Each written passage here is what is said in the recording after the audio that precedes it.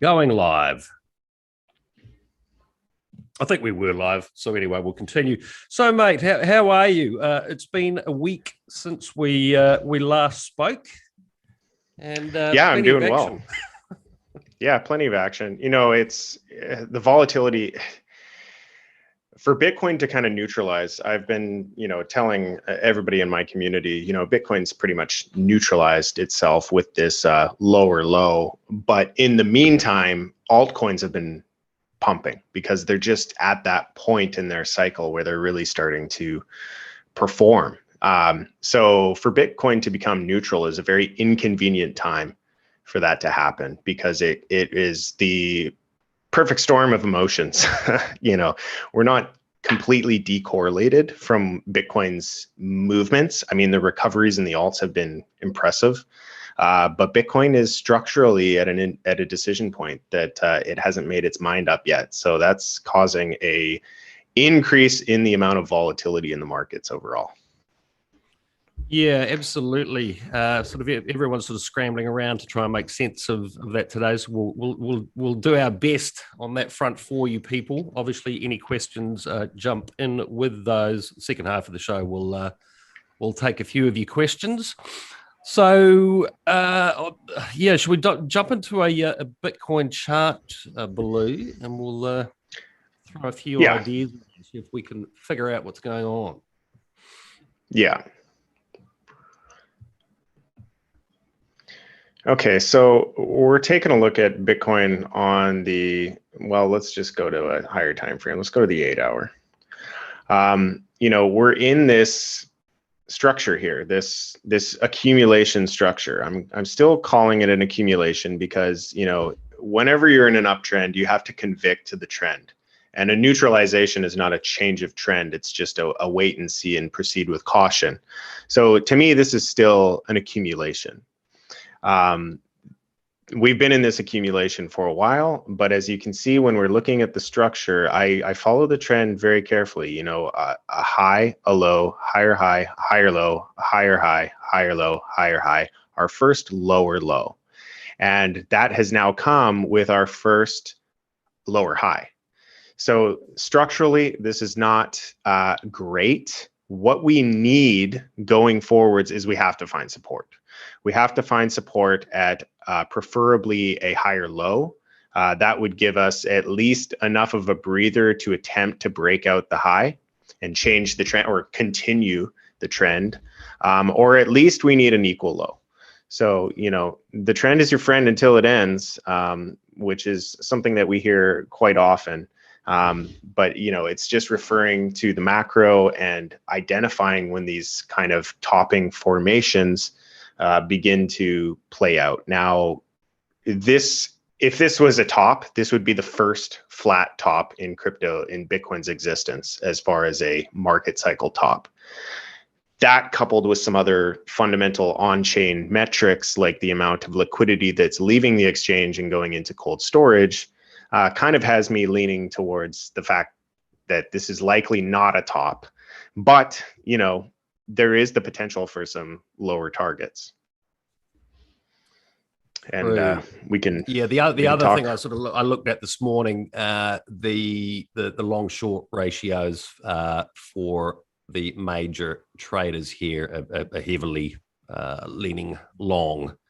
So to me, there's a bit of accumulation going on from that crowd. I think a lot of retail is probably maybe sitting on the sidelines with Bitcoin a wee bit here, given we've just been ranging around, and it's hard to pick, isn't it?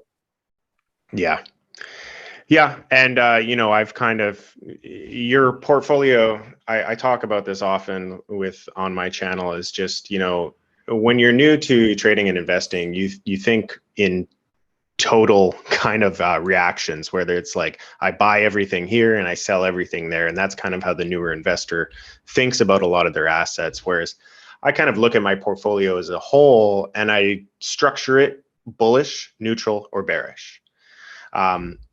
Up until this point, my portfolio has been very much so structured bullish and structured for growth, holding a lot of altcoins. And then we had this shakeout event, and now I've been looking for opportunities to kind of neutralize a lot of the leverage that's within my portfolio and kind of reduce some of the risk and reassess which projects may look good and may look bad. So I've taken a lot of those opportunities to kind of reduce some of that risk and incorporate some healthier cash position and 1x short to lock in prices and stuff like that. Yeah, just on that note, people, if you would like to support this channel, there is a link below for experienced traders to Bybit. I know you were sort of covering that use of futures a couple of weeks ago on one of your shows. I took your advice and actually did that last night. So I had a very short position on Bitcoin, low leverage, which obviously put me in a neutral position today on my overall stack. So yes, use leverage wisely, and I must stress, those sort of platforms are for experienced traders. But if you are one of those, please support us and use our link. So looking at Bitcoin here, Baloo, what are there any sort of? You've obviously got these targets in here. Can we maybe sort of have a look at that, especially to the downside? We're in this downward trend. I'm hearing the figure of sort of 53 banded around, 53.2 banded around a lot. If we break that, we're heading to 50. If we break that, we're heading to 43. Scary stuff. Any sort of thoughts around that if we're on the negative tip at the moment? Yeah, I mean, given the current trend, it is a localized downtrend. So your targets, need to kind of keep that in mind and limit exposure to any new positions and just manage what you have currently. If we fail to hold this level, this area that I have highlighted in green here, right around the $50,000 to $48,000 mark, that's going to be the signal that we have the ability to print another lower low.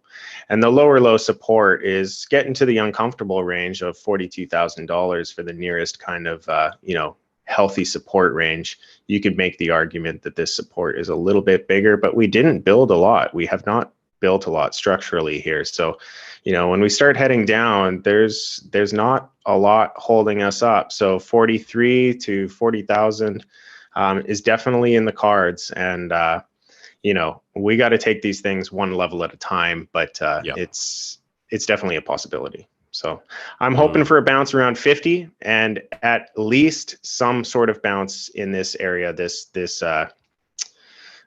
green box that I have here, because that would signify a higher low. And if we get a higher low, well, now we're really kind of poised to make another move to get that higher high that would potentially sound the alarms or I forget the word I'm looking for, but get us into the continuation of this bullish trend. Yeah, it's a tough one to pick at the moment. Obviously, the big talking point over the last week, we've had Ethereum just absolutely on the tear, but obviously yesterday that's broken a sort of a big 9-day winning streak. Do you want to have a look at the BTC ETH chart or an ETH chart at this point? Sure. We can take a look at ETH around here. ETH BTC. Yep. This is an awesome chart. Been looking at this one for a while. I've been on the 3-day because it's been a very long accumulation. This chart has been in accumulation for a very long time. It started back in 2018, so it just kind of broke out 950 days of accumulation on this, which is a powerful force, and we're seeing the result of that force.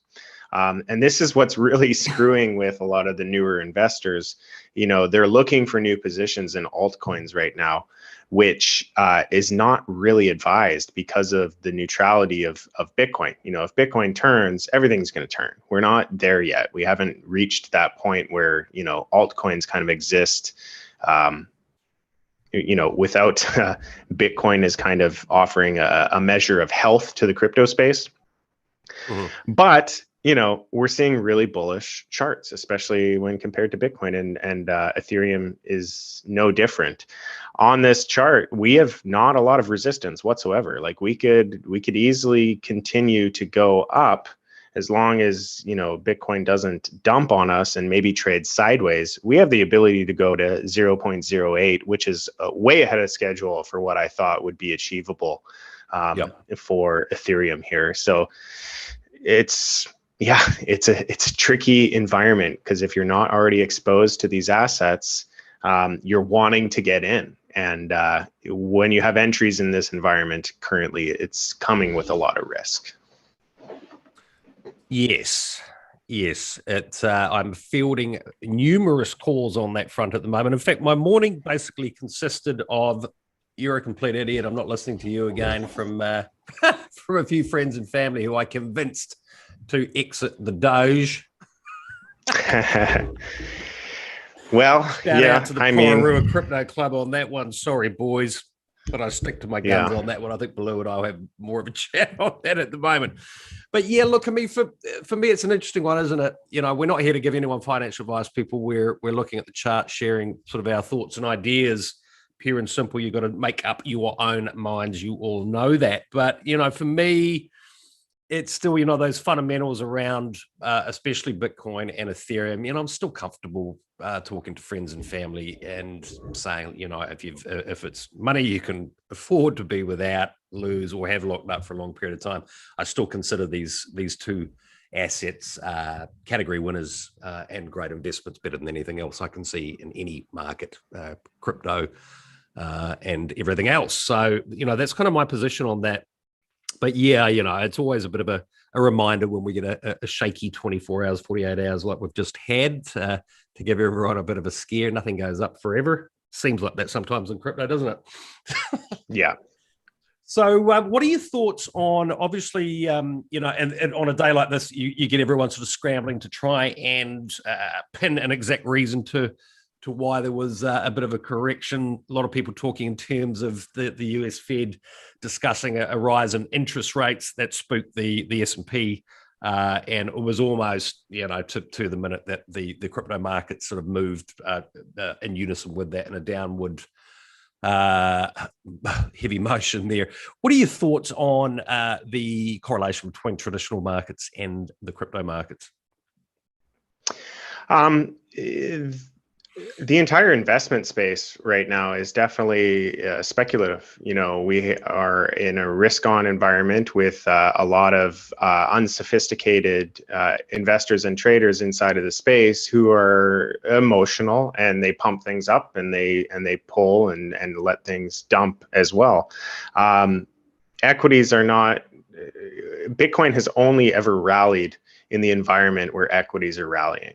I know that a lot of people think that Bitcoin is separate, and it's designed to kind of hedge in economic downturns, but that hasn't happened yet in Bitcoin's existence, and it may very well do so one day. But the entire event is going to be, uncomfortable. You can look at the COVID shakeout; everything went down. So for Bitcoin to kind of decouple from equities and other markets, I think it's very much so possible, but it's going to come with a very significant downside event.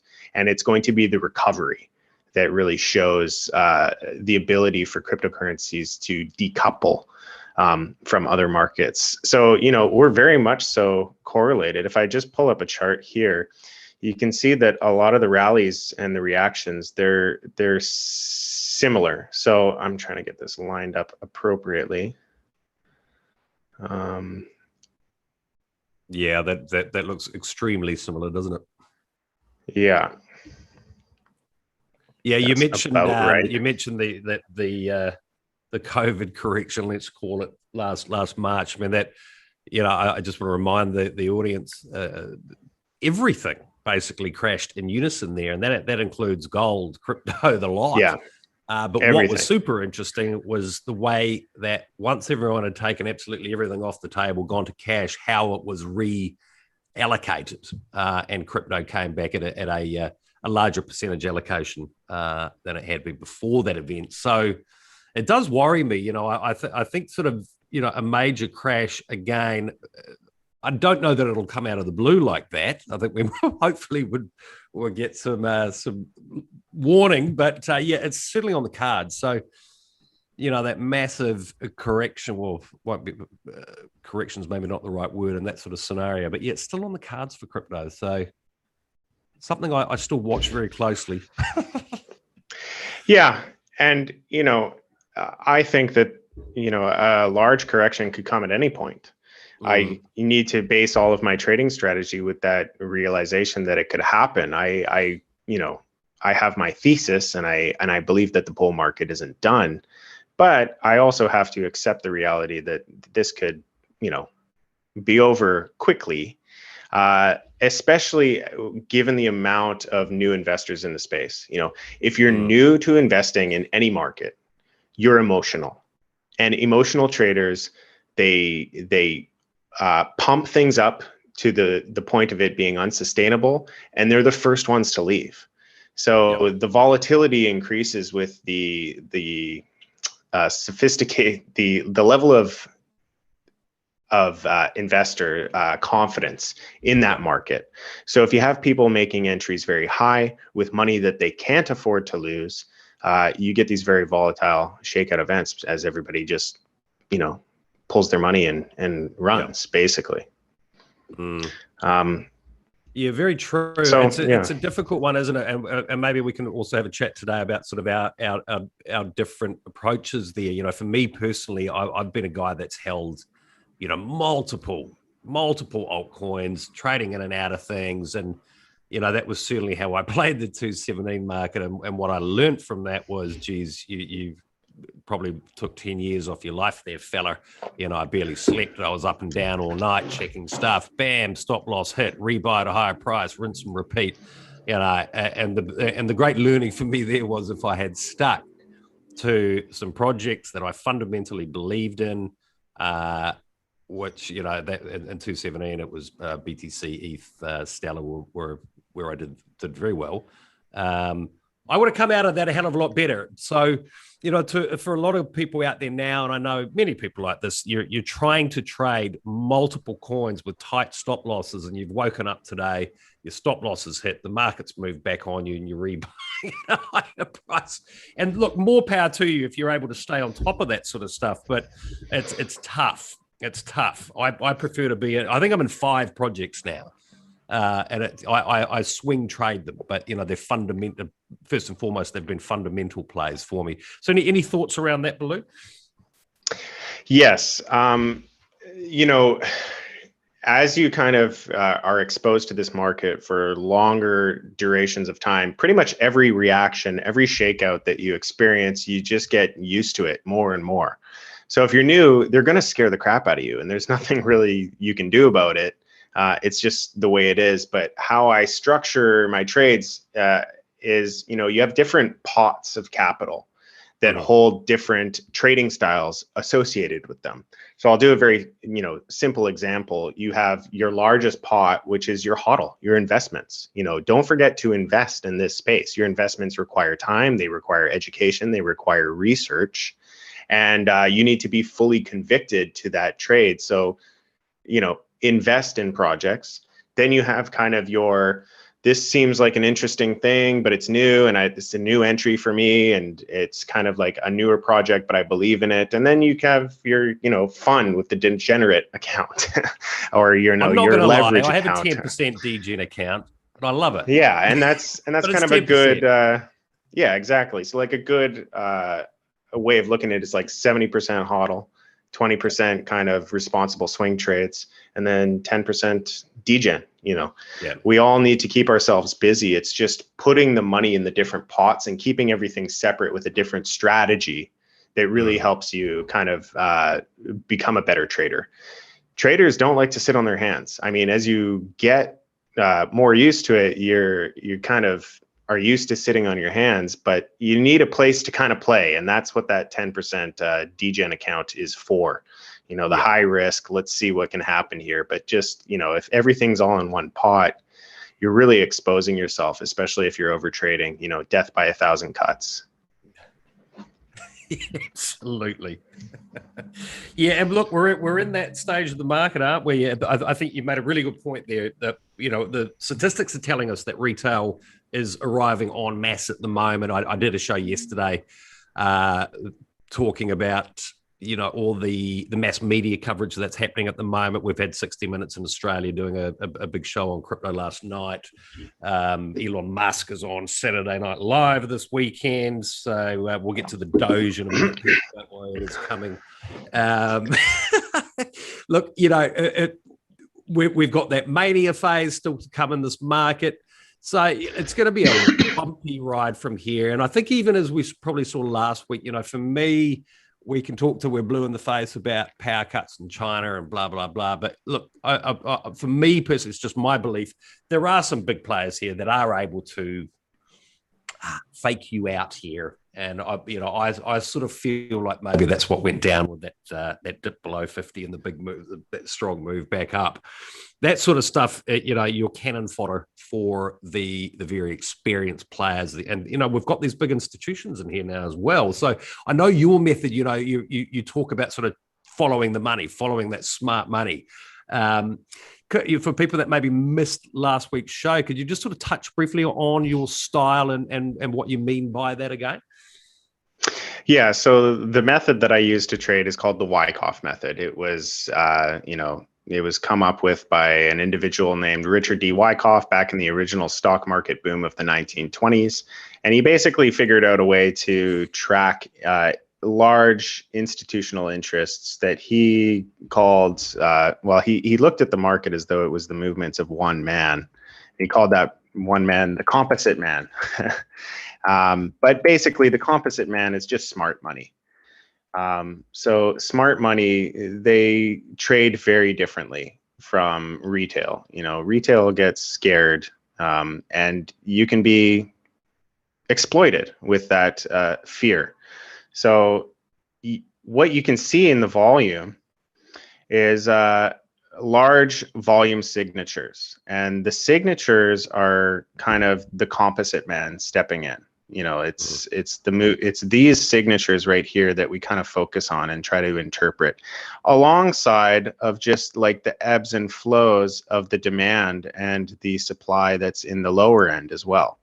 So when I look at this last shakeout, like we had a lot of demand at the 50K mark. We had a lot of buyers, large net worth individuals buying at 50K. We did carry through to lower levels, and they came in again and they bought again. You know, we have two signatures on those types of moves. So there is buyers stepping in.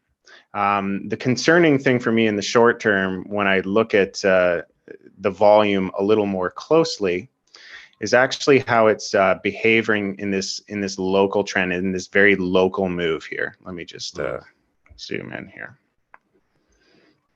And that's with, you know what? The futures chart is actually a little bit better. Let me go to the futures chart.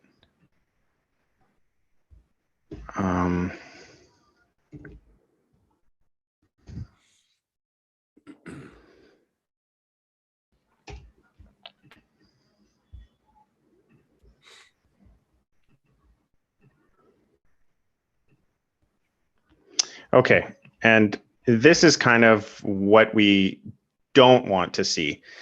When you're in a healthy environment, when you're in a healthy price structure, the price will rally. It will rally and it will react, and it will rally and it will react and it will rally. And you'll see an increase in the volume on the rallies, indicating that there's people buying, and you'll see a significant decrease in the volume as it tests, because you don't have that same selling pressure. And that will increase through the volume, showing you that the demand is really present. What we're seeing locally here, even though there is large buying signatures, retail is not buying. And, you know, the composite man can only do so much. The composite operator can only do so much. They can step in as a buyer, they can sell into strength, but other than that, they just let the market kind of figure itself out and step in when appropriate. They haven't stepped in, but we've seen this rally here. So, you know, we have a reaction down, reaction down, and that came on, increasing volume. And then we rallied up and the volume died, and that's not good. And the volume's just starting to kick up a little bit as we're reacting down. So it seems as though the ebbs and flows of what's currently going on is hinting towards more downside. But yeah, we don't have the CO, the composite operator, stepping in yet. The last time they bought was here when we went to 50K. We're going to have to see if we get another signature like this, if we come back down to 50K again. 50K very well could be the level. We're just gonna, the ebbs and flows of the retail market are what are being worked out here. So we're gonna have to see what happens. Yeah, I personally think 50K should hold. As I mentioned before, looking at sort of long short ratios, it does appear like the whales have been buying up this dip, but that's not to say it's going to dip further. That's the thing too to understand, is just because somebody with high net worth is willing to step in as a buyer doesn't mean that we can't overreact. They can buy at lower levels as well, but the market, they only have so much influence. They can manipulate it. They can't control it. So you can have these over rallies, you can have these overreactions, but if there's buyers stepping in, and if the true value currently of Bitcoin is around 50K, then we shouldn't really be worried that, the lower levels come in the short term if we can get that recovery and continue the rally.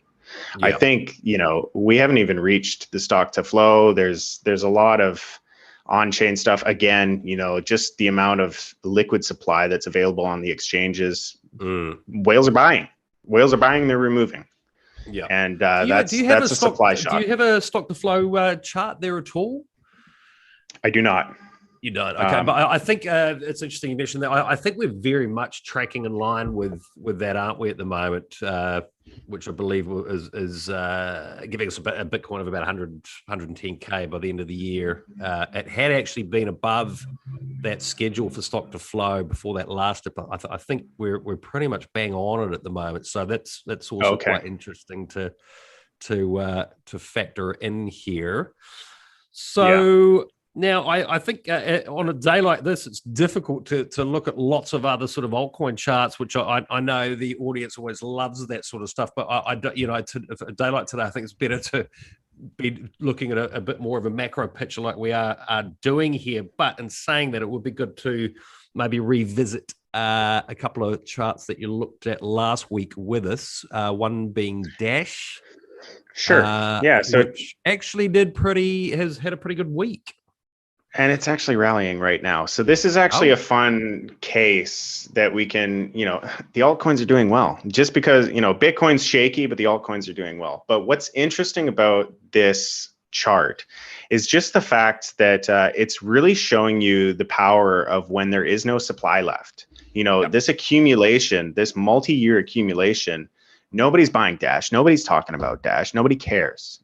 There's people that, may be in the know, and there's people that just love Dash and they've always bought Dash. But the market, you don't hear about it. Nobody's making YouTube videos about Dash.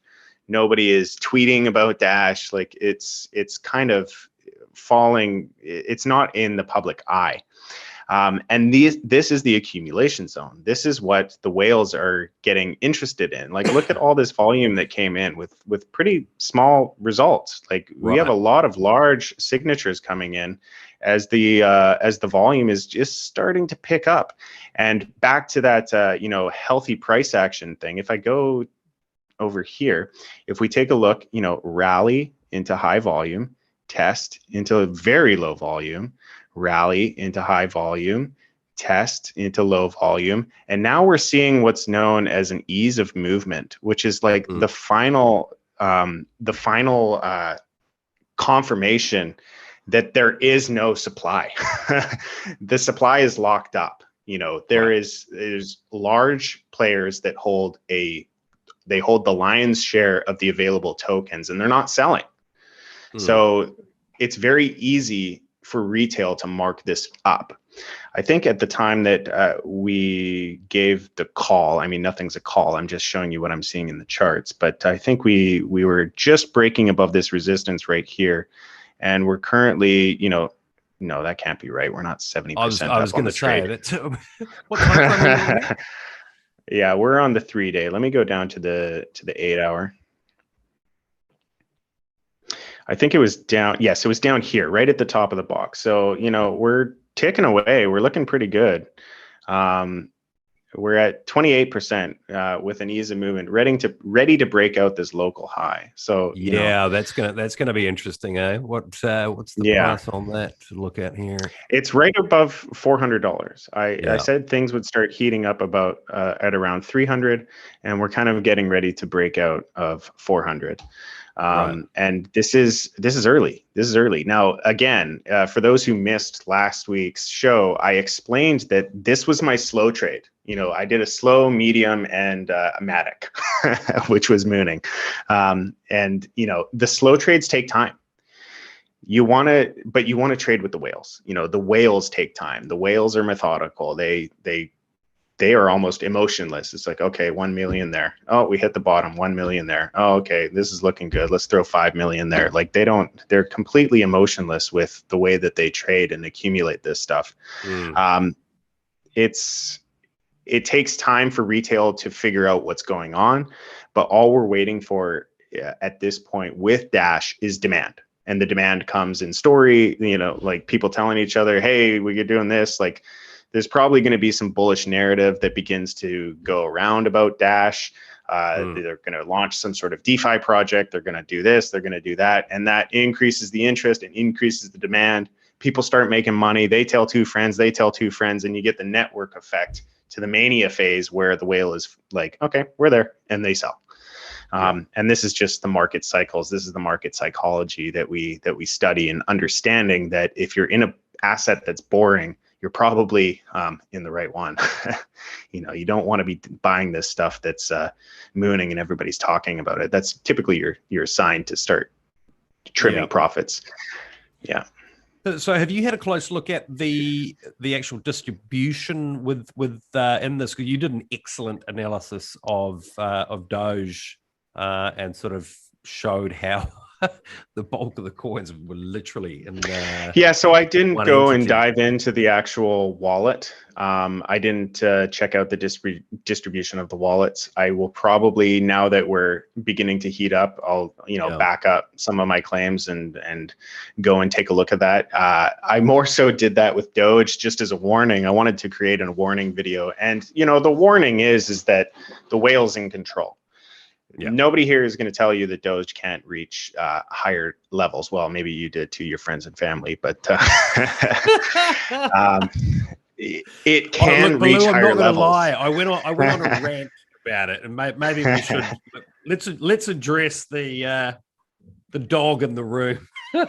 Yeah, we can take a look at Doge. So here's the thing: the whale is going to make money as long as the whale thinks that there can be more put into this. They're not going to pull out too soon. But the important thing to remember is just that they're in control. And when the party's over, the party's over. And you might be the one holding the bag. So, you know, it's just, and there's, the other thing too is just like, there's so much innovation in this space. Why do you want Doge? Like, why do you want it? That's just kind of my own opinion. I mean, some people, you know, they just want to make money. But if you wanted to make money, it was down here. It was down here. You know, you had an opportunity down here at about, 7 cents. Now we're in very risky territory. You know, if the whale was accumulating at a penny and it's at 57 cents, you know, if this goes to a buck, I mean, come on, the guys, it's millions and millions of dollars. Now, somebody in one of my YouTube comments did mention a very interesting correlation with the timing of the wallet addresses being funded and Robinhood offering Doge as a tradable asset. And they actually line up quite well, you know. So there is some fundamental speculation that could be made that the lion's share, the 30% of the token supply, is held by Robinhood. Right. But the problem with that is they were selling. They were selling into strength. So it's not just them holding the tokens so that they're liquid and available for traders to trade. They don't allow traders on Robinhood to withdraw funds. They don't allow them to do anything. So effectively, they kind of are running a bit of a derivatives exchange almost a little bit in terms of Doge if you don't actually get to hold the tokens. But they were selling. They were selling into strength. So if they were just wanting to custody those coins, that's great. But the fact that we can see them selling is the concerning part. Sure. I would be watching out. Dislike of Robinhood. Strong. I mean, their behavior during the Wall Street bets scenario, where they effectively rug pulled on their users. So I can't stand that organization. Would never ever use it. But they're selling Doge into strength. They're just, I don't know. Yeah, they do. I mean, it raises a number of sort of issues here. Maybe quite a fun conversation to have, actually. So, I woke up this morning and there were some, you don't know what you're on about comments. I've got a difficult phone call with my brother coming up later today as well. I literally forced him to sell his Doge. So he's not so happy. But look, it kind of raises that question, is it a triumph of the underlying tech? I mean, Doge is just a fork of Bitcoin, so it's Bitcoin code. But the difference between, not that there's been a hell of a lot that's happened on Bitcoin either, but there's nobody working on Doge. There's no devs there. If something goes wrong, there's nobody to get in and patch it. So part of me is very sympathetic to the situation of, here's me who for the last 5-6 years is telling everyone to get into crypto, and now I'm bagging on a cryptocurrency. So could I be considered a bit of a hypocrite on that front? Maybe, but it was watching your analysis, where so much of that holding is in one place. It's just so risky. So I just want to clarify, I'm not bagging on Doge for anything other than the fact that it is such a risky asset to be. And look, it's great fun. It is crypto. I kind of wish I'll be honest, I wish it would go away to a certain degree when I look at where it sits in the market cap standings right now. God, it's number 4. The trading volume just don't have it off the top of my head, but I think it was around 300-400% that of Binance Coin in the last 24 hours.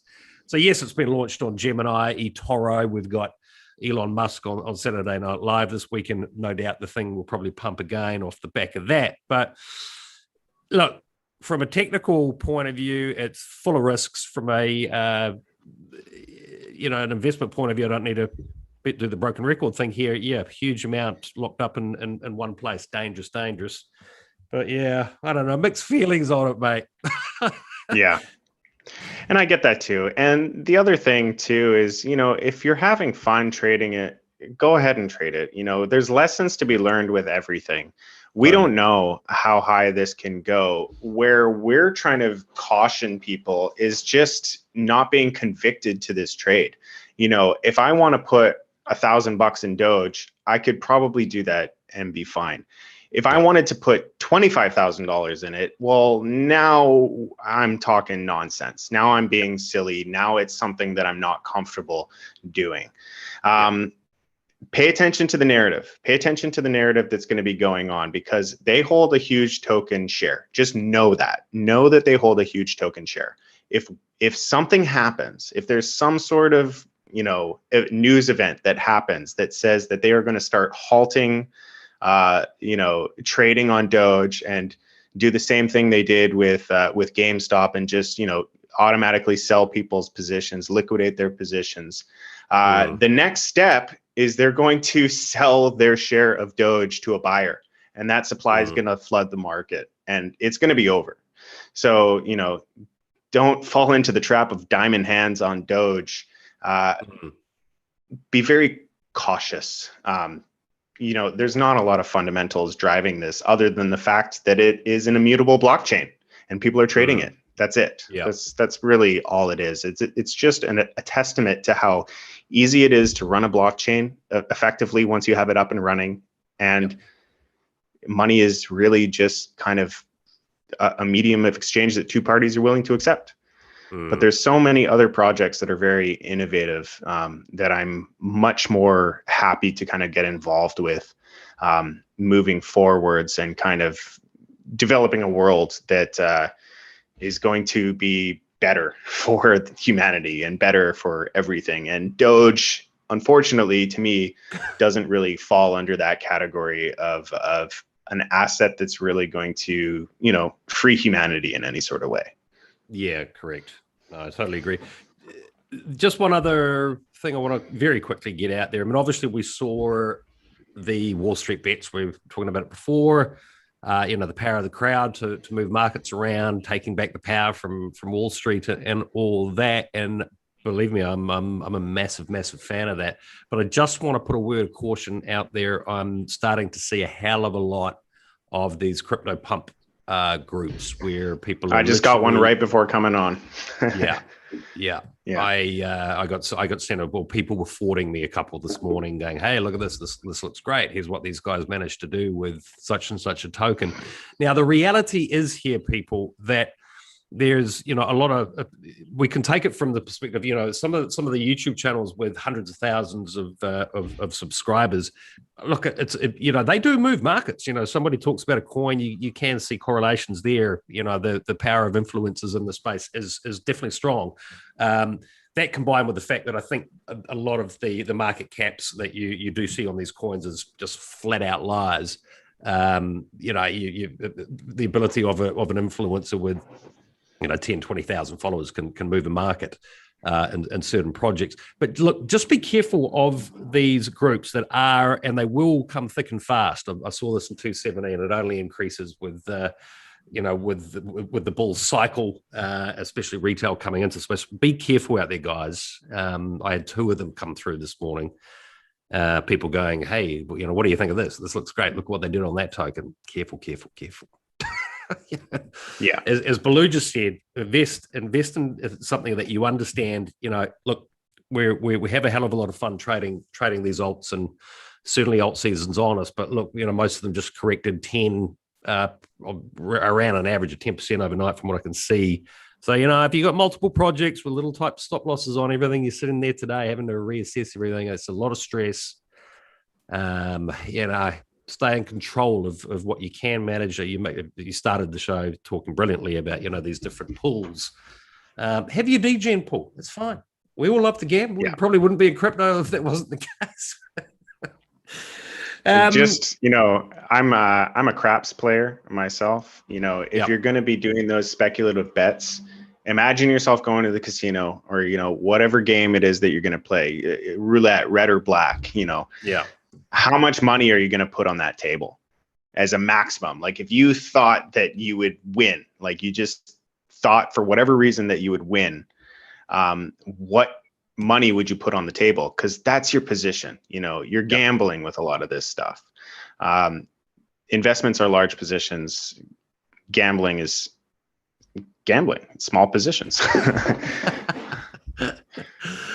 Okay, we've got a few people throwing some comments around here. We'll see if we've got any questions. Scott Harvey, what's going on with the Ethereum Classic 40% plus pump? Bull market, Scott? Ethereum? Probably a lot of people buying it by mistake. I don't know. I have been wondering that. It was actually the biggest weekly mover, I believe. Let me get back to you on that one. I mean, Baloo, you got any thoughts on why Ethereum Classic might have? I mean, this is kind of more of just the Wyckoff method. If a whale has the ability to lock up the token supply by purchasing all of it, it's just another Doge. Like they are going. There's nothing. There's nothing fundamentally going on here other than people are worried about the future of Ethereum for whatever reason. So maybe they want to go back to Ethereum Classic. That's the only demand factor. But, you know, large players accumulated it, locking up the token supply, and they're holding it. They have the lion's share. If you want to jump into that, go right ahead, but it will end, you know, it will trade right back down to where it came from, in my opinion, likely. Do you think we're going to have a third Ethereum on our hands in the coming months as we come up to these hard forks and on the Ethereum project? I don't know. Yeah, it's very hard to say. I think a lot of I don't know. It could happen, but I think that a lot of people aren't going to kind of buy into it. Although, who knows? It could be the whole, you know, previous cycle we had the Bitcoin Cash thing. So maybe there is another Ethereum, like the Ethereum Classic came in as Band-Aid to fix the DAO hack. This is just a disagreement with the community. So maybe there's, you know, some other token that comes up as a result of it. But, you know, just, you know, look at the past. You know, Bitcoin Cash, it's kind of rallying lately, but it's not Bitcoin. So you might be able to trade whatever comes out of the London hard fork, but it's not going to be Ethereum. You know, Ethereum is a powerful project. Agree. I would rather buy quality. Yeah, mate. I mean, I was a Bitcoin maximalist for my first 4 years in the space. So, you know, the last sort of 12, 18 months, I've almost had to play catch up and understand what's going on in the Ethereum space. I'm completely convinced of its future. You know, I think we've obviously got these hard forks coming up. The move from proof of work to proof of stake is going to be interesting. I'm still sort of wrapping my head around how that transition or hard fork is actually going to work. It's interesting times, but you know, the reality is, and this sort of, I hope B-Man has asked here, when the market turns and altcoins drop to the floor, it might be better to have only the top 5 to 10 altcoins as a strategy. B-Man, firstly, obviously, we can't give you financial advice. You've got to make up your own mind, but I can tell you what I'm doing. You know, for me, if you look at that top 10 at the moment, there's projects in there that are still very much speculation. You know, something like a Polkadot. It's been around for less than a year. You know, it's had a lot of hype, but it's not a proven project yet. You can say the same about Cardano to a large degree as well. You know, for me, Ethereum's in its stripes. I consider it, you know, along with Bitcoin being a category winner in the digital store of value narrative, doesn't have a competitor. So yes, you could say Ethereum's got a ton of competitors coming at it. But look, it's for this cycle, I think it's that category winner. The development's there. You know, I'm super comfortable with what's going on in that space. So to answer your question, B-Man, you know, it looks to me like at the moment, a lot of that institutional money possibly has some of it cycled out of Bitcoin and into the top tier alts. Would you agree with that, Baloo? Do you think we're sort of seeing that type of action happening at the moment? Absolutely. You know, there's still a lot of Bitcoin maximalists. There's a lot of Bitcoin traders. And when you look at the Bitcoin charts, you know, Litecoin is a good example. It's been in a downtrend. A lot of these coins have been in a downtrend when compared to Bitcoin. The altcoin pairs, the Bitcoin pairs on a lot of these altcoins are just starting to trend up. So that's when the large Bitcoin traders are going to start paying attention, because they're looking at it as an opportunity to increase their Bitcoin holdings. They haven't seen a market that is favorable enough for them to want to jump in and do that yet. It's just happening now. So there is a lot of liquidity leaving Bitcoin and going into altcoins. Usually that kind of thing occurs into strength in Bitcoin. It seems as though Bitcoin's a little bit shaky and we're seeing liquidity drain into alts. That could be just because of the fact that a lot of these projects are actually legit. You know, the previous cycle was all ICOs and promises. This is what we're going to do. This is what they're going to do. But now it's like, it's DEXs, it's lending programs, it's all of these protocols that actually have true value. So there are probably some Bitcoin holders that are wanting to, capitalize on the opportunities when they present themselves. And with the Bitcoin pairs on these altcoins, it's just starting to turn on the macro to the upside. So yeah, they're looking to increase their Bitcoin. Yeah, I mean, ridiculously, I met up with some of the guys from Chainlink at a conference in Korea a couple of years ago. Had a good chat with them. It was, I don't know, it was less than $2 at that point. Man, I rue not getting it at that point, but I actually increased my position, or actually, what am I saying? Not increased. I rebought a position in Chainlink the other day. That to me is a top tier alt with a real world use case. Bringing that off chain data to blockchains. It doesn't. Yes, there's new competitors coming into that space. But for me, once again, it's a category winner certainly for this cycle. So coming back to B-Man's point, I've cycled out of a lot of alts that have done really well for me. Some ridiculous gains on them, but managing that big portfolio, it's getting more difficult to do that in this stage of the cycle for me. So yeah, I am cycling it into those top tier alts. I mean, I can tell you pretty much my portfolio at the moment is Bitcoin, ETH, Matic makes up a decent chunk of it. I bought the dip today on that. I picked up some more at 70 cents. So maybe you can tell me where it's at now, Baloo. Hopefully that was a good move. Well, it's Chainlink downtrend. The other day, I have a small amount of the these substrate blockchains, Polkadot, Kusama.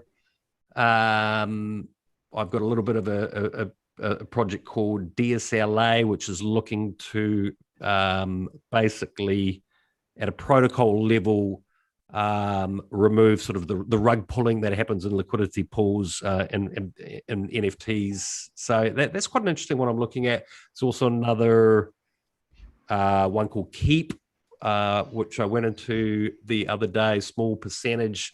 That's sort of looking to secure that on-chain, off-chain scenario with the oracles. And for me, that was an interesting one. I know Coinbase are invested in it. I think a lot of the big crypto funds actually have a position in that one. So Keep was something I recently came into. Now, that's not a top tier role. I think that's sort of outside of possibly even the top 200. So that, to me, that's fundamentally investing in a tech stock. I don't actually have a stop on it. I'm just, I bought it. I like what it does, or like the promise of it. I'm just going to sit on it, see what happens there. So, yeah, that's kind of a rundown of my portfolio at the moment. So, B-Man, I hope that kind of covers your question there. What has Matic done, Baloo? Did I make the... Well, I mean, Matic had a huge extension, so I think it's okay to buy the dip that you did, but I also... it's a downtrend. I could see it heading to lower levels. So, we could be even talking 50 to 60 cents, but you'll just have another opportunity. Yeah. I'm looking to scoop some up. I just got hands on, you guys have inspired me to take a look at Axie and kind of get, the NFTs have scared me away because I always feel late to the party with the NFTs, but I like to see things that are actually being used that have a community behind them. Yeah. Axie is kind of the first time that I've felt like I wasn't late to the party, and I'm seeing, actual games, blockchain games and blockchain tradables kind of on a platform. So I've been dabbling with that. How that ties into Matic, I actually don't know. I think I was just doing a bunch of stuff. Well, I mean, I can tell you. So basically, what Axie? I mean, I'm really pleased to hear that you've had a look at that. It's been a project we've followed for about 8 or 9 months, and it is, obviously in the crypto space, sometimes it can be a little bit tiring. It is about making the profit. It's it can be quite sort of a young guys, quite aggressive sort of behavior. There is that, that degen element. And look, I enjoy that side of the industry, but with Axie, it's been a really rewarding experience. We run a scholarship program where I think we've given away 100 scholarships so far, and a lot of these people, that's their main source of income now. So it's what's play to earn, where you're playing a game, but you earn the in-game token. Then these people are converting that to their local fiat currency. So I actually put out a video yesterday where I spoke to, along with one of my colleagues, spoke to a family of 11 in the Philippines. There's 7 of them playing this game. I think they were probably making the equivalent of around 10, 15 US bucks, but the token value is just under 10x. So, extrapolate that out across, a number of people playing in this family, and they're in a lockdown there. There's no government support. We get messages from our community in Venezuela, the Philippines. They've bought a fridge. They've, important medical things, kids schooling. This for me is a real world use case of blockchain outside of the speculation that is the primary driver here at the moment. So just having that as a use case to really understand, okay, here's how blockchain is going to change the way we all operate. But I got to temper that with the fact that, blockchains are effectively quite, very misunderstood by people. It's quite hilarious reading some recent articles by supposed experts. They're not quite grasping how sort of clunky, slow the actual blockchain is. But really, that's your settlement layer. And that's what Bitcoin and Ethereum is almost sort of bringing us here. It's these other tech built on top, sort of looping back to your question here. And that's where the likes of Matic, OMG, I think Phantom is also a layer 2 that's been on the charge as well. These other sort of layers that have been built on top of effectively what I would sort of describe as, the settlement layers in Bitcoin, Ethereum, etc.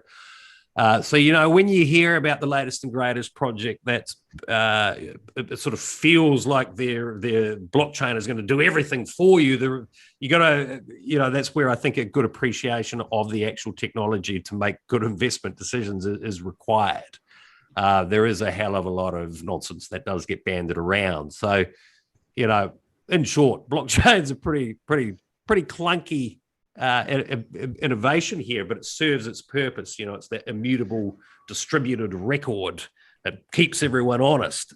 But when someone's telling you you're going to be able to stream 1 million videos, play all your music on something, do absolutely everything on this blockchain, there is truth to that. But these are all these sort of layered solutions that are on top of effectively a slow, clunky blockchain. So I hope it all falls back on the adoption too. Yep. Like if nobody's using it, nobody's using it.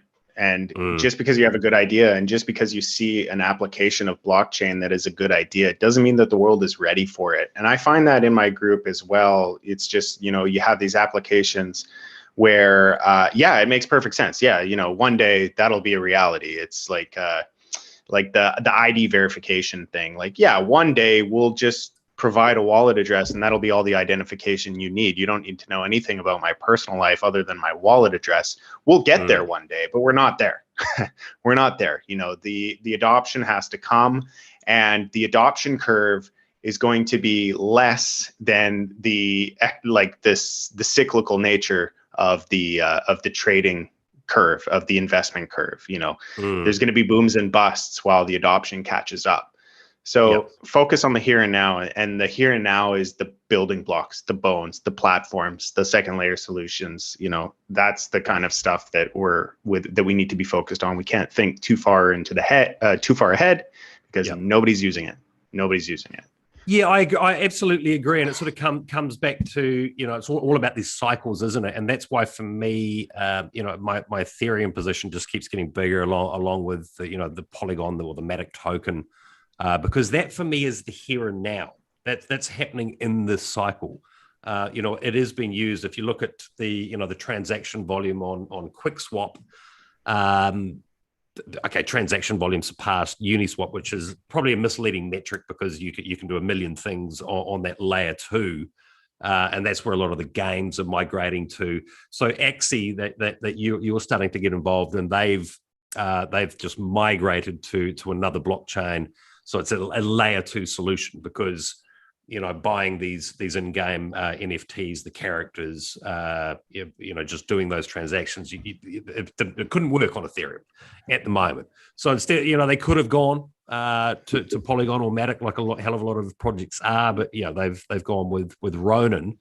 So it's a super interesting time. But for me, as I say, I'm placing bets on the stuff that in this cycle, I think is bringing those real world use cases too. And yeah, as I say, I got a little position in the substrates in Kusama, Polkadot. But I sort of see their longer term, their evolution is going to take a bit longer to play out. We've had Ethereum for a number of years now. I think, even if you sort of viewed Ethereum, and most people do, just as an investment token, Bitcoin is obviously that store of value narrative, and I don't even think that's a speculative store of value anymore for me. I think it's got to a point where that network effect is, to me, I've been calling it a speculative store of value when I explain to people what Bitcoin is. I think we're past that now. And in a weird way, you could almost look at Ethereum as being sort of an asset with a number of attributes. It's quite easy to explain what Bitcoin is, but explaining to somebody what Ethereum is a hell of a lot more difficult, isn't it? On one hand, Yeah. it is that asset where because the majority of people are buying it for the price to appreciate. Yeah. But it is a hell of a lot more than that. So that's a difficult one to get across to a lot of people. But as I say, for this cycle, I think Ethereum is just light years ahead of the other sort of, I don't want to say competing blockchains, but the other innovation happening in the space. So that's where I've kind of placed my bets. Any other thoughts on where it's all at the moment? How are you? Maybe shed a bit of light on your portfolio, how you approach. I don't want to have to put you on the spot. Yeah, the things that excite me are all of the things contributing to replacing the old system. I'm a trader, I'm in finance. I think of it through the lens of somebody who is brought up in a family of finance. I think about the banks, I think about the borrowing, the lending, the derivatives. That's where my mind goes as far as a solid investment. So, Aave lending, I'm actually really kind of getting excited with the Solana ecosystem. If whether or not they're successful or whether or not they just bring innovative ideas to the space that Ethereum can copy. I'm heavily positioned in Serum, which is basically an order book, which, Ethereum doesn't really have that order book created yet. So, anything that is replacing the tasks and day-to-day of traditional finance and creating it peer-to-peer in a decentralized way gets me very excited. Yeah, totally. I mean, it'd be good if you could maybe expand a bit on, I've looked at it a couple of times recently, but the Solana ecosystem, I'm quite new to. I know Audius is on there. I looked at that with your friend Leanne the other day. So I'm trying to get up to speed on Solana. I know the guy behind it, Sam Bankman-Fried. He's like the next Vitalik, man. He's a very, very smart guy. And he looks at everything through the lens of a trader. He owns FTX. He's the CEO, or I don't know if he's the CEO, but he's very involved with FTX exchange. I should know this. I love the guy, but I think he's the CEO of Alameda Capital, and that sort of Alameda Research. Alameda Research. Yeah. Okay. Yeah. And he's a quant trader. Like he's very in finance, so that resonates with me. He's very much so thinking about all of these products through the lens of scalability in finance. And his baby is Serum, and Serum is that order book. That's your ability to kind of create that plumbing, that back end work that doesn't require just a DEX that's an automated market maker, you have this secondary layer where people can place orders and put limits and stops and all of the features that the centralized exchanges have. You can basically take this Serum protocol and it becomes a plugin to a website, much like we have, you know, these Web3 connections on all of these sites for MetaMask, you know, like connect your wallet here, connect your wallet there. You can take those plugins and you can create a DEX, however you want to do it. And it has all of the features that a traditional trading platform has: the chart, the order book, the limits, the stop losses, everything that we kind of need for the traders to actually end up in the space. You know, when you look at Uniswap and it's just trade this token for that token, that's not an exchange. That's not a decentralized exchange. Like it's a fun, you know, primitive thing, and it's a step in the right direction. It was a very innovative peer-to-peer way of swapping tokens, but that's not an exchange. Serum is making a decentralized exchanges and making it easy for people to build on top of. So I'm kind of bullish on that kind of thing. But well, you know, the tech's out there. That's really interesting. I wouldn't mind actually hearing a bit more from you on this, because we looked at the charts with Leanne last week on Serum. I'm just trying to remember the name of the. So that's the automated market maker. Was it the other week? So yeah, so that whole sort of Solana ecosystem. I mean, its primary focus has been sort of financial products, DeFi. Is that correct? Correct. Yeah. You know, it's a very scalable way. You know, their transaction speed. Everybody talks about transaction speed. They've got very high transaction speed. They've got interesting protocols that you know, handle high throughput. And the high throughput and quick remittance is exactly what you need in an exchange. Like when you're on a centralized exchange like Bybit or something, and you're looking at the order book and it's like that's not going to happen on Ethereum or something like that. You're not going to have those transactions processed at that sort of speed. So whether or not, you know, there's so much uncertainty in the future. But when I see a product that I like, even if it's just temporary, even if it's just this cycle, Serum has me kind of excited because I am a trader and I like to see these products kind of, you know, emulate what we have in real finance. And when I go to Binance and look at the layout, the user experience on Binance or Bybit, and then I go to Uniswap, they're very different.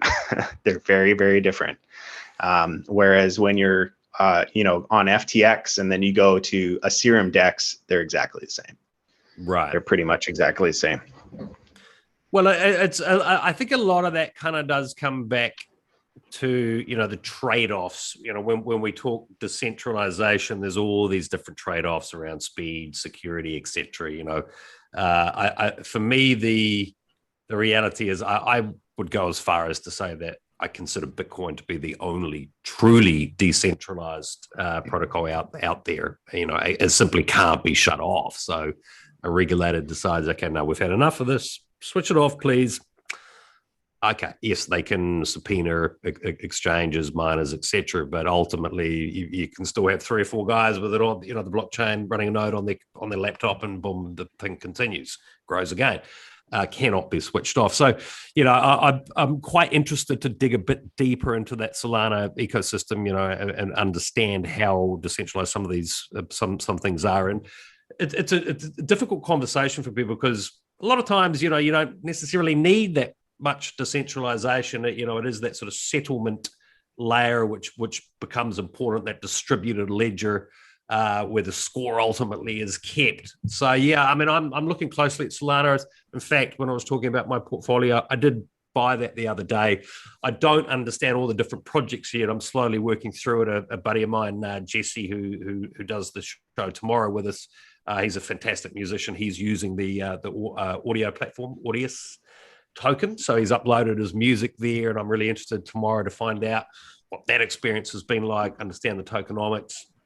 So the Solana ecosystem, yeah, I kind of had blinkers on there a wee bit. It's been around for a while, so I'm playing catch up. I definitely missed the good entries in Solana, but I Yeah, feel like I got good entries in Serum. I want Solana to come back down so that I can get, some good entries, because, right now I'm just looking at it. I got a little Solana so I can play around, but it's like yeah. any protocol. You need ETH to do ETH transactions. You need Matic to do Matic transactions. I need Solana. So I got to wait for that opportunity to take a position, because it did get pretty overheated. So I think there's downside ahead on that one. Or maybe I'll just buy it when it's $300. I don't know.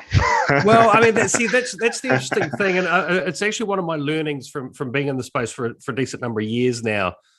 I actually I dove in head first, and I bought. I got SRM. I got audio, a couple of other Solana projects, but then I was like, hang on a minute, Sunshine. You know what the charts were certainly saying, okay, this is great. But then it becomes that situation of, now I've got to stay on top of this, but I don't actually really understand the project. So for me personally, I then actually went away and I sold those positions, and I moved it all into just into Solana, because it's the underlying asset. If all those other things built on it are going to win, then of course Solana, the Sol token, does. So while I'm getting up to speed, and while I wait back to hear from my friend who's actually using Audius audio, and while I get up to speed on FTX, as an ecosystem, etc. For me, that was kind of the smarter move. It's like owning Ethereum instead of owning 50 altcoins that are on top of Ethereum. Of course, you're going to make better percentages on those pumping, but ultimately, if they are pumping, then of course Ethereum's going to be doing well. So that's sort of my position with Solana at the moment.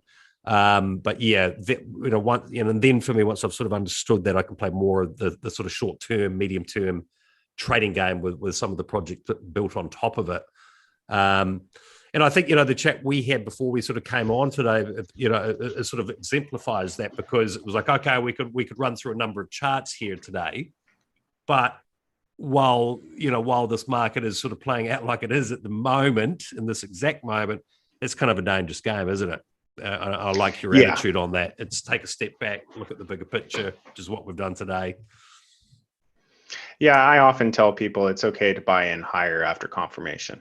Yeah. Because you don't want to chase things that just result in downside. Holding cash in a neutral position is fine. If Bitcoin's neutralizing the market, the complex thing that the market's throwing at us right now is the fact that the alts are doing so well. So it makes sitting on your hands very, very difficult. But I'm not opening new positions. I'll buy in higher after confirmation. Yeah. And that's something that needs to be beaten into you. The market will beat that into you. You'll get it eventually.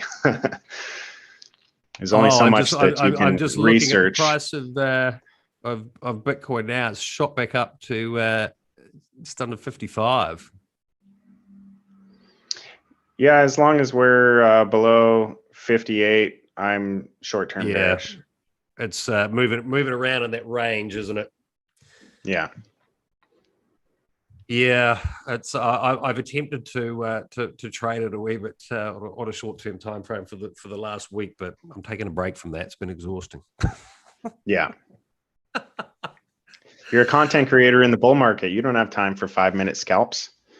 Oh, well, as I say, I'm not going to, straight up. I do, I trade with about 10% of my stack.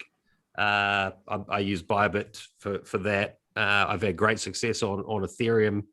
Unfortunately, sort of some of my Bitcoin trades haven't been as good. It's been hard to pick. Yeah. Going long Ethereum, for me, it's one of those things, isn't it? I think there's certain times where I'm comfortable to go, okay, this thing's making a move. So for me personally, to jump in there with some leverage where I was seeing that strong trend in something, bang, I was on it, and it worked. But to that day in, day out, trying to long short the market, I'm not sophisticated enough to be doing that with leverage. Some people are. I'm not. If you are one of those people, please use our link. But as I say, there are times in the cycle. I think they come around sort of two or three times, and for me, that Ethereum pump was one of them. So yeah, I was all over it with leverage. That worked out well. Unfortunately, I got Bitcoin wrong. So balanced out. I'm still ahead, Baloo. Did all right. Yeah, you got to scratch with a lesson. So that's worth something. Yeah, absolutely, mate. Absolutely. So listen, thanks so much for your time today. We're sort of jockeying around with different time zones here a wee bit, trying to find what works best for everyone. I think ultimately we're going to be in the same time zone, and hopefully in the next few months, back on the equator or near the equator in Asia. Yeah, I should be in Bali middle of June. Oh, that's soon. Fantastic. Yeah. Cool. Yeah, that'll be good. I know where are you now? Sort of getting into late evening, so I won't keep you too much longer, mate. But I massively appreciate your time. But before we go, can you now? Obviously, all the links are in the show notes, but I strongly encourage everyone. I know I've had fantastic feedback on your channel. A lot of my crowd are. I hope have got over and signed up to you. If you haven't, people, go and check out Baloo. Can you tell everyone once again where to find you? What? Yeah, you can find me here on YouTube at the Crypto Jungle. I'm also streaming on Twitch. You can find me as Baloo the Bear. On Twitch, I stream every Monday, Wednesday, and Friday at 12 p.m. Eastern, so that's New York time. I'm not sure how well that's going to work for some, but it'll work for some and not for others. And then if you're interested in learning, the trading methodology and just having like a very supportive community of people that focus a lot on strategy and psychology, then join the Crypto Jungle. So you can go to thecryptojungle.com and sign up for VIP. We have a fantastic community of traders, one of which has built an awesome indicator that I'll probably showcase a little on another show, just kind of showing, buy and sell signals as, nothing is a guarantee. No indicator is going to be right 100% of the time. But this individual, Matthew McGregor, has been very successful, and he's built his own indicator. So the community is growing, and I'm very excited for the future. So there's my pitch. Yeah, I've had some really good feedback on that community from people I rate. So yeah, I'd encourage everybody to go check that out. And excellent, thanks Baloo. I'm really enjoying these chats we're having. We'll find the right time zone that works for the audience, and the two of us probably have a few guests on with us in the coming weeks as well. Thank you very much to you all. I know I'm getting some comments that people are a bit confused that I'm moving sort of time zones and shows around here. But yeah, please let us know what part of the world you are and what works for you, and we'll do our best to accommodate everyone. And Baloo, sir, thank you for your time once again. It is massively appreciated. I'm learning a lot from you. I've been following your channel. You make some awesome content. I think you're one of the better people out there. I'm trying to do my bit to let as many people know about you as possible. Strongly recommend this guy and his channel and his groups, people. So check him out, and we'll see you all again very soon. Coming up tomorrow, we're actually here with one of your good friends, Leanne. So check that show out, people. And we'll be back here next week with Baloo, everyone. My best wishes to you all. Good luck with your trading. Good luck with life, and we'll see you all again next week.